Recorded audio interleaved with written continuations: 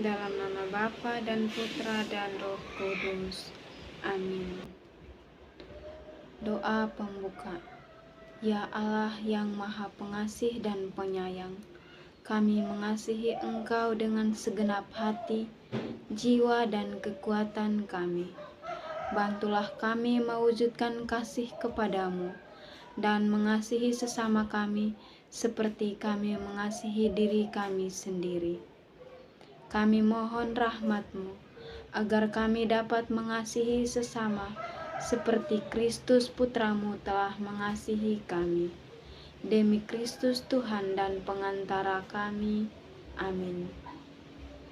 Tuhan sertamu dan sertamu juga.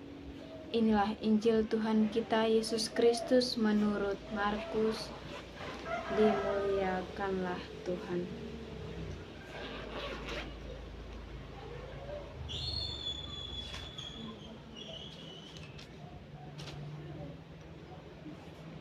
Yesus membangkitkan anak Yairus dan menyembuhkan seorang perempuan yang sakit pendarahan.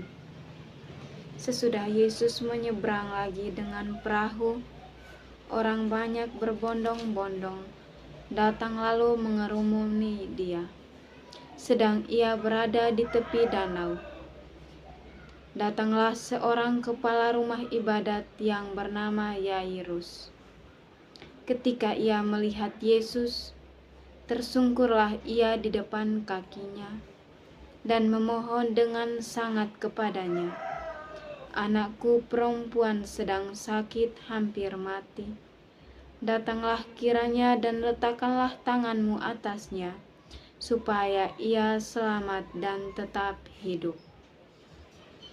Lalu pergilah Yesus dengan orang itu. Orang banyak berbondong-bondong mengikuti Dia dan berdesak-desakan di dekatnya.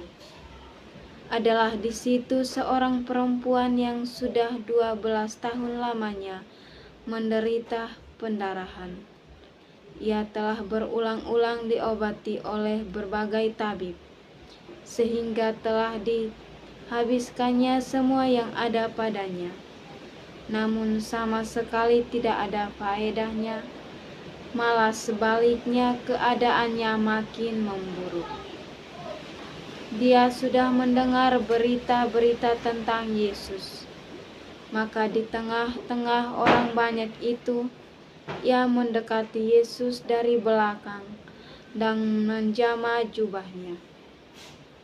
Sebab katanya, "Asal kujamah saja jubahnya, aku akan sembuh." Seketika itu juga berhentilah pendarahannya dan ia merasa bahwa badannya sudah sembuh dari penyakitnya. Pada ketika itu juga Yesus mengetahui bahwa ada tenaga yang keluar dari dirinya. Lalu ia berpaling di tengah orang banyak dan bertanya, "Siapa yang menjamah jubahku?" Murid-muridnya menjawab, "Engkau melihat bagaimana orang-orang ini berdesak-desakan dekatmu, dan engkau bertanya, 'Siapa yang menjamah aku?'" Lalu ia memandang sekelilingnya untuk melihat siapa yang telah melakukan hal itu. Perempuan itu menjadi takut dan gemetar ketika mengetahui apa yang telah terjadi atas dirinya. Tampil dan tersungkur di depan Yesus dengan tulus, memberitahukan segala sesuatu kepadanya. Maka katanya kepada perempuan itu, "Hai anakku, imanmu telah menyelamatkan engkau. Pergilah dengan selamat dan sembuhlah dari penyakitmu." Ketika Yesus masih berbicara, datanglah orang dari keluarga kepala rumah ibadat itu dan berkata, "Anakmu sudah mati. Apa perlunya lagi engkau menyusah-nyusahkan guru?" Tetapi Yesus tidak menghiraukan perkataan mereka dan berkata kepada kepala rumah ibadat, "Jangan takut, percaya saja." Lalu Yesus tidak memperbolehkan seorang pun ikut serta, kecuali Petrus, Yakobus, dan Yohanes saudara Yakobus. Mereka tiba di rumah kepala rumah ibadat, dan di sana dilihatnya orang-orang ribut, menangis dan meratap dengan suara nyaring. Sesudah ia masuk, ia berkata kepada orang-orang itu, "Mengapa kamu ribut dan menangis? Anak ini tidak mati, tetapi tidur." Tetapi mereka menertawakan dia. Maka diusirnya semua orang itu. Lalu dibawanya ayah dan ibu anak itu, dan mereka yang bersama-sama dengan dia masuk ke kamar itu. Lalu dipegangnya tangan anak itu, katanya, "Talita kum," yang berarti, "Hai anak, aku berkata kepadamu, bangunlah." Seketika itu juga anak itu bangkit berdiri dan berjalan, sebab umurnya sudah 12 tahun. Semua orang yang hadir sangat takjub. Dengan sangat ia berpesan kepada mereka, supaya jangan seorang pun mengetahui hal itu. Lalu ia menyuruh mereka memberi anak itu makan. Demikianlah sabda Tuhan, terpujilah Kristus. Saudara-saudara sekalian, judul renungan yang saya bawakan adalah "Jangan takut, percayalah." Saudara-saudara yang terkasih dalam Kristus Tuhan, kita sebagai umat Kristiani percaya bahwa Yesus itu ada dan Yesus selalu menyertai kita. Ajaran gereja meyakinkan kita untuk percaya kepada Kristus karena Dia telah rela mati di kayu salib hanya untuk menebus dosa kita. Saudara-saudara sekalian, dalam bacaan Injil di atas menjelaskan bahwa ada seorang perempuan yang sakit pendarahan dan seorang anak yang sakit hampir mati.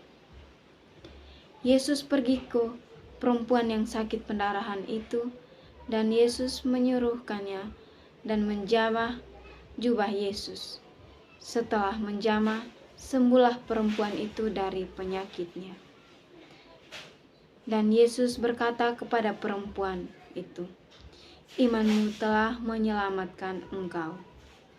Ketika Yesus sedang berbicara, ada seseorang datang dan berkata, "Anakmu sudah mati." Tetapi Yesus memberi kekuatan kepada kepala rumah ibadat untuk percaya kepada Yesus. Dan sesampainya di sana, Yesus masuk bersama kedua orang tuanya ke dalam kamar anak itu. Lalu Yesus pegang tangannya dan berkata, "Hai anakku, bangunlah." Dan anak itu bangun berjalan di sekeliling kamar itu.